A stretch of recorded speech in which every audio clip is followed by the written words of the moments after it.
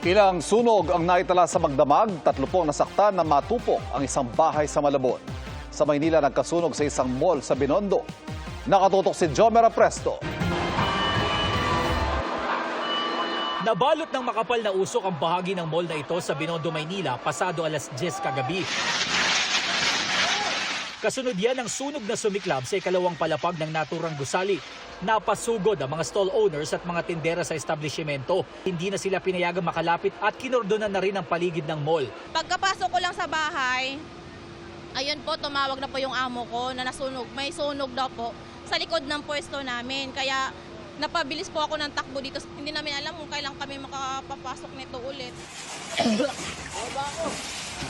Dahil sa kapal ng usok, hindi makapasok ang mga bumbero na walang breathing apparatus.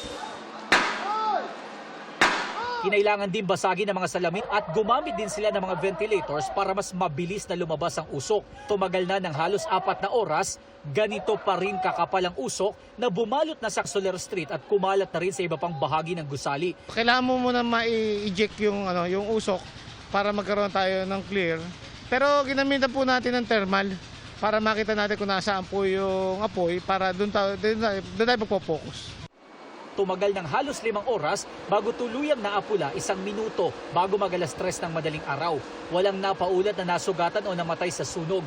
Pansamantalang isasara ang bahagi ng mall na naapektuhan ng sunog. Patuloy pa na inaalam ng mga otoridad kung ilang stall ang nasunog at kung magkano halaga ng mga napinsalang ari-arian kasunod ng nangyari. Sa Malabon, 3 ang sugatan matapos sumiklab ang sunog sa isang bahay sa Burgos Street, Barangay Concepcion.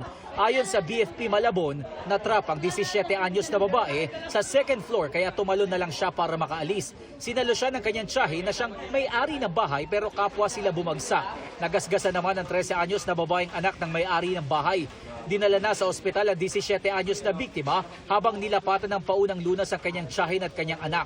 Mag-aalas 3 ng madaling araw nang itaas sa unang alarma ang sunog na tumagal ng kalahating oras bago naapula. Sa ngayon po sir, under investigation, pero ang hinala po ng mga nakatira po dito dahil sa kalumaan na rin po ng bahay, doon po sa mga electrical wiring po. Patuloy na inaalam kung magkano ang halaga ng napinsalang ari-arian kasunod ng nangyaring sunog. Jomer Apresto, nakatutok, 24 oras.